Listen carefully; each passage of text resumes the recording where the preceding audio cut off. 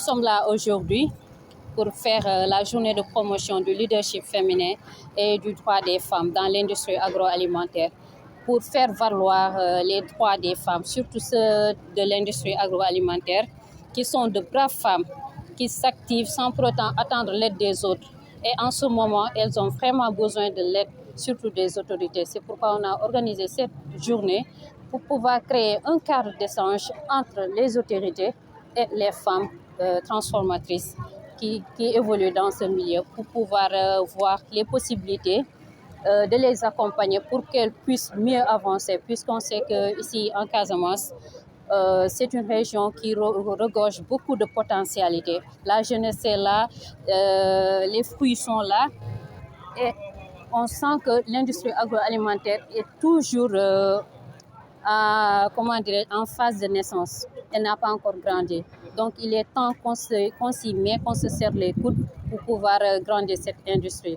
C'est d'où l'objet de cette journée. Voilà. Et ces femmes ont besoin principalement d'abord de formation, de renforcement en capacité sur le leadership, sur la production de qualité, c'est-à-dire renforcer leur capacité de production.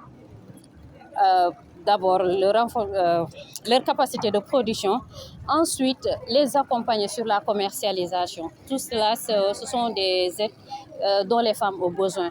Maintenant, pour le renforcement en capacité sur le leadership féminin, organiser des séminaires sur le leadership, des séminaires sur la gestion d'entreprise et consorts. ANCAR s'y met, mais si d'autres partenaires peuvent augmenter, c'est bon. Sur la capacité de production, il y a des formations sur la transformation. Il y a aussi des dons en matériel qu'il faut faire. Les femmes ont besoin, puisque la plupart des unités font de la production, comment dirais-je, à la main. Elles font beaucoup de main-d'œuvre. Donc, s'il y a un peu de machines comme des mixeurs ou bien des frigos pour bien stocker leur production, là, elles vont pouvoir aller de l'avance. Et elles pourront même engager des jeunes, commencer à embaucher pour pouvoir élargir leur unité. En ce moment, les plus grosses capacités de transformation journalière, on peut dire que c'est vers 200 litres par jour.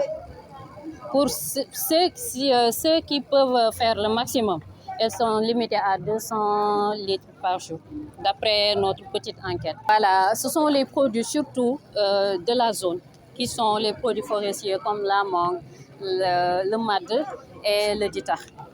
Ce sont ces produits qu'elles produisent le plus, puisque ce sont les produits de la Casamance. Mais en même temps, elles font du bissap, l'hibiscus, elles font aussi le bouilli, le baobab, les jus de baobab, et elles font ces jus.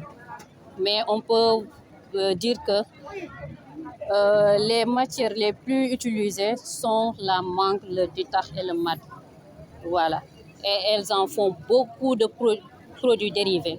C'est la commercialisation, puisqu'on sait que la Casamance est une région un peu enclavée et que la population n'est pas encore tellement habituée à consommer local.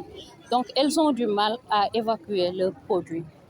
Bien vrai qu'elles peinent à produire, mais elles ont du mal aussi à évacuer leurs produits. Donc, si on peut les aider sur la commercialisation à atteindre le niveau de l'extérieur ou bien même régional, les autres régions, ça, elles seront vraiment contentes. Pour les accompagnements sur la commercialisation, on a pu faire des appuis en Fra et en Côte-Barre pour qu'elles puissent compétir au niveau des supermarchés et autres grandes surfaces.